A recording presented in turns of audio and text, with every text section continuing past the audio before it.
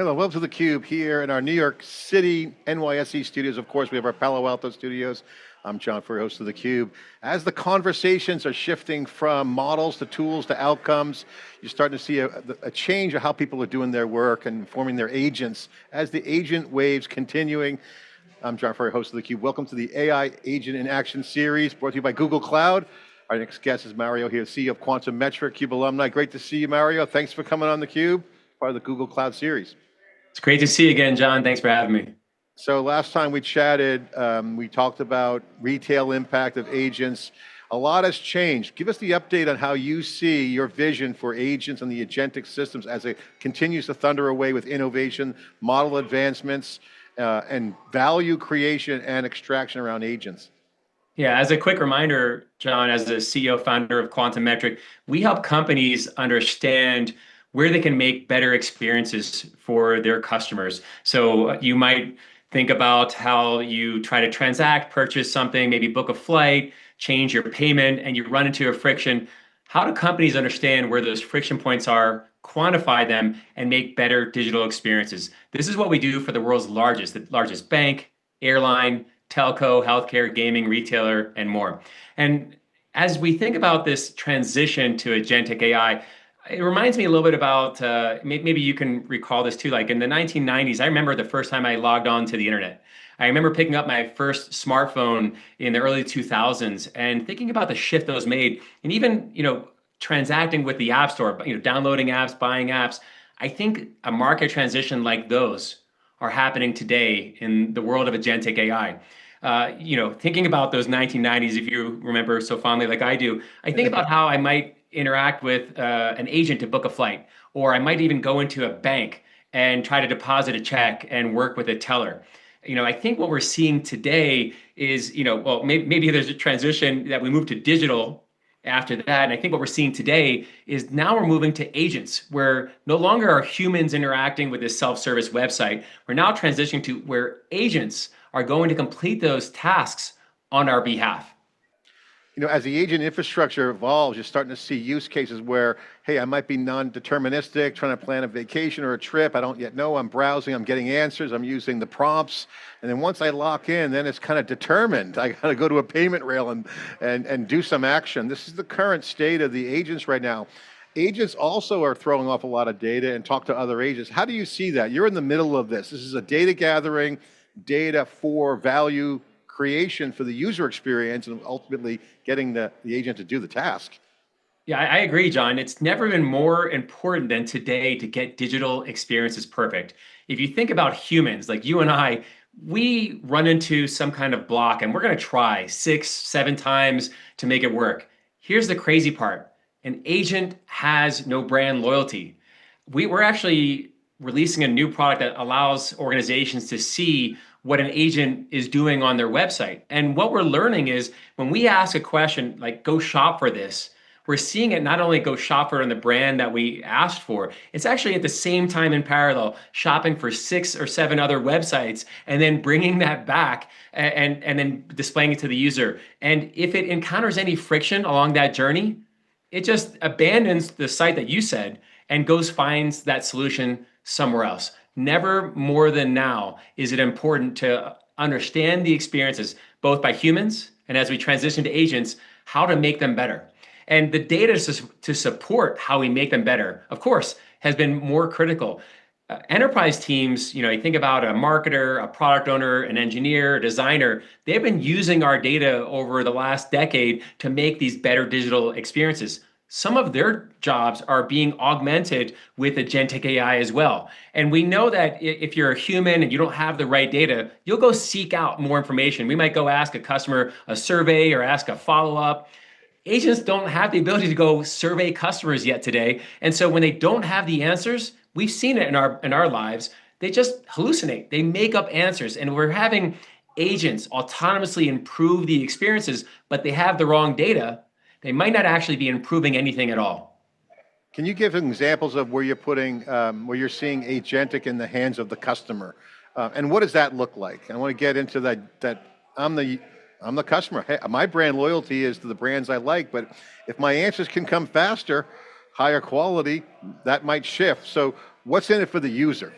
Yeah, you probably have experienced it. I've experienced it myself. I'll go to Gemini and, sometimes I would start off in Google search, but sometimes I'm just going into Gemini, like what are the top three products that can solve for whatever I'm searching for? I bring back the answers. I want to kind of feel the product. So I end up on the brand's website and exploring it. So this is just some of the tasks I have. But you know what I would love to do? Like you said earlier, is I don't like going through anyone's checkout. I just want to complete my task and be done. So I think we're going to see some of these tasks get replaced with agentic AI. Go do this search, come back with some results. Maybe I go to the brand website. Maybe I love this product, and maybe the agent can then complete the transaction on my behalf. Talk about the relationship with Google Cloud. Why are you partnering with them? What are you using? Obviously, they got the AI progress. Over the past year, we've documented it. A lot of goodness on the AI front coming in from Google Cloud, and the advancement's been phenomenal. What's powering you? What are you using, and why? Yeah, I mentioned earlier, I remember when the app stores got launched and how massively changing that was for organizations. I think as a software vendor today, you either have an agentic solution or you're going to be left behind in the dust. So when I think about what we're doing with Google Cloud, it starts with the Google Cloud AI Agent Marketplace. We have already deployed our platform as a product that can be purchased through that marketplace. And we're going to talk a little bit about that probably further today. But when I think about why we've chosen Google Cloud as a partner and as a platform, we built Felix AI Agentic on Google Cloud. It's because our enterprises are demanding three things from us. They need technical depth, they need openness with all of their other data systems, and they need trust. When we first went to market, we partnered with Google Cloud and their BigQuery offering. This was ahead of its time, petabyte scale analytics platform. So think about our data and our analytics. This is a core heart of what we do. We needed the best of breed, the best in class analytics platform. That's what BigQuery offered us. And we went to market with Google Cloud Teams offering BigQuery, giving enterprises a taste of what a really powerful analytics platform can do for them. Now we think about this transition into Gemini and LMs and success on agentic AI. And I think we're seeing that same forward-leaning platform here on Gemini Enterprise.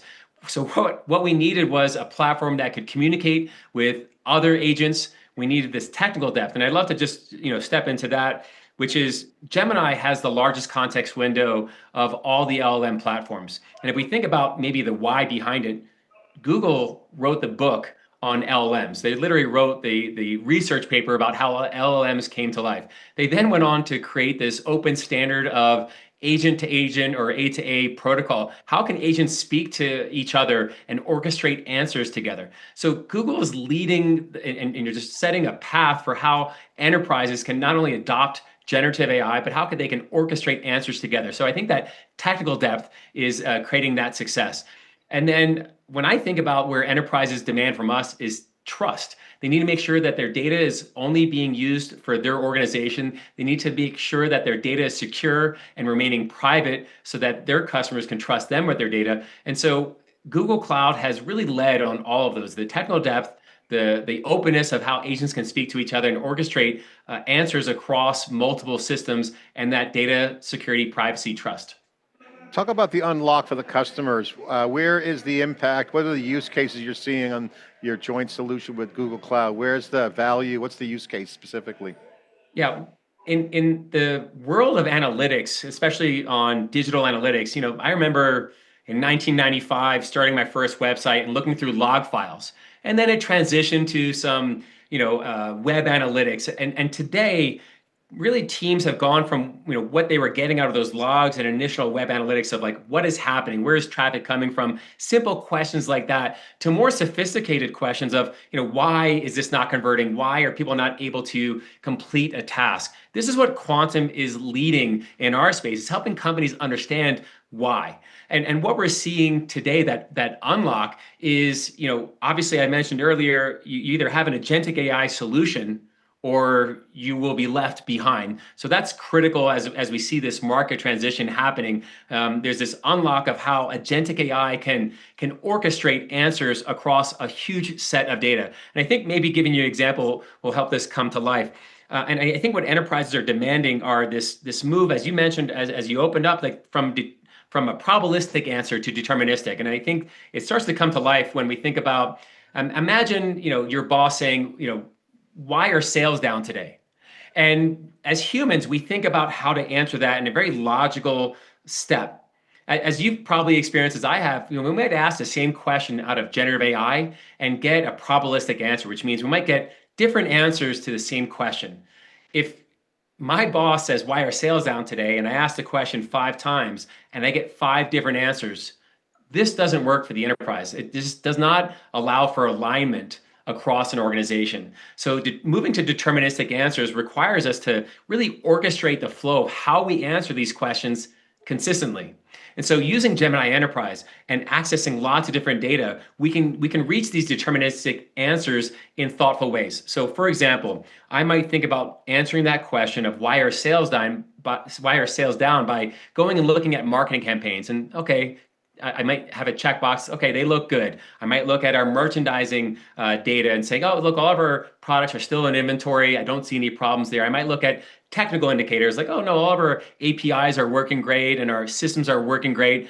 And then I might do something crazy and check the weather.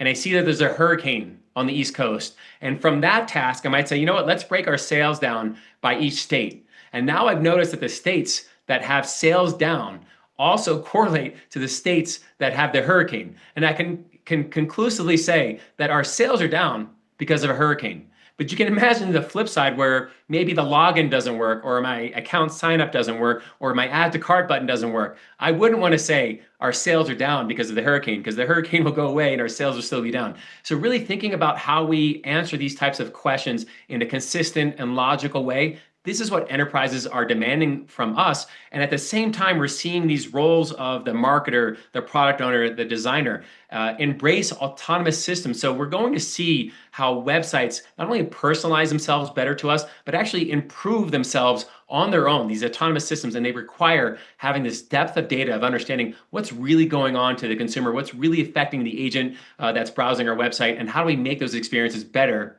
in real time. Mario, you guys are seeing the agent adoption. The use cases are there. Felix AI is in the hands of customers. Talk about how you see the future of Felix AI, and then tie that to how me as a user at an enterprise engage and consume. You got the marketplace. Talk about the AI agentic system and how you guys get in the hands of customers with the marketplace. Yeah, obviously I mentioned how this is changing the system for the software vendors, but I think about our audience as really the employees at these enterprises. And I think what not only our contributions, but all of the software vendors, if you think about the day-to-day task of an employee at any enterprise, they have to interface with lots of different systems. And I'll give you an example. I want to file a vacation day. I hate to share, but Quantum Metric, we have 2 HR systems. And so, like, which system do our employees go to file a vacation day? I'm excited as we embrace Gemini Enterprise and this world of agentic AI, our employees don't have to care that we have 2. So they'll be able to just go into Gemini Enterprise and saying, file a vacation for me on Friday. And the system will take care of which vendor does that task go to complete. And I think about how we orchestrate these types of questions. So for example, what happened to John on his experience with this airline today? You might go to Quantum Metric to look up John's experience. You might go to Salesforce to look up John's history and know that he's a very loyal member and he typically flies 12 times a year and so on and so forth. So the ability to combine these tasks and have agentic AI orchestrate how to fetch the data, infer, and summarize the responses back, I think that employee experience is going to completely change because of agentic AI. And I think it's going to really transform how employees do their day-to-day. I also think about not only has that really distilled down to a single interface for the employee, but I think about the switching costs. When we go and replace incumbent software, the conversations look twofold. One, how long will it take to retrain our teams?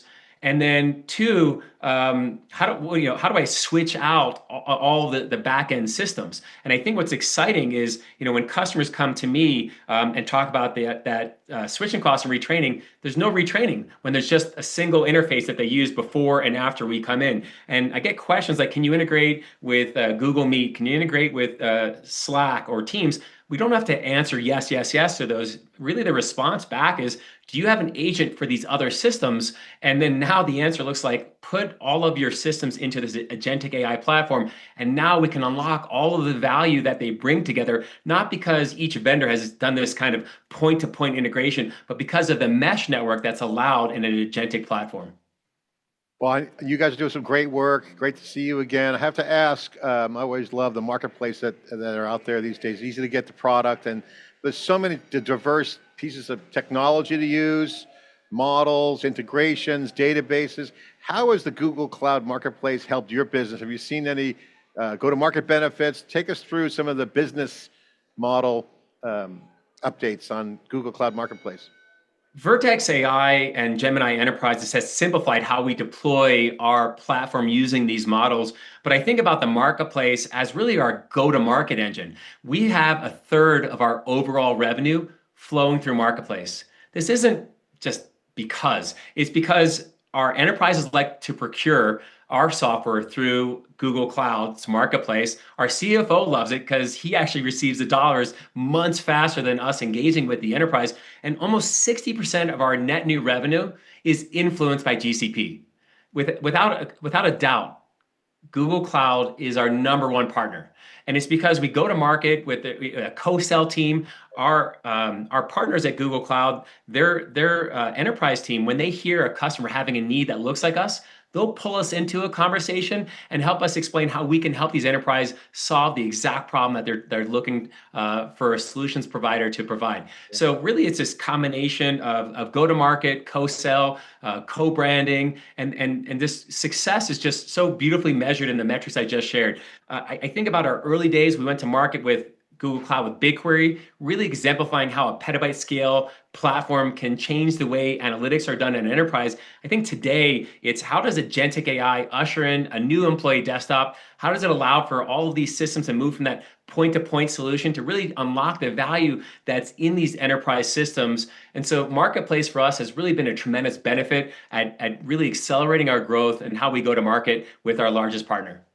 Love the Google Marketplace combined with the technology. The ecosystem has been expanding. We saw that at Google Next, and we think Google Next next year is going to be even bigger. What are you optimizing for now? What's the focus?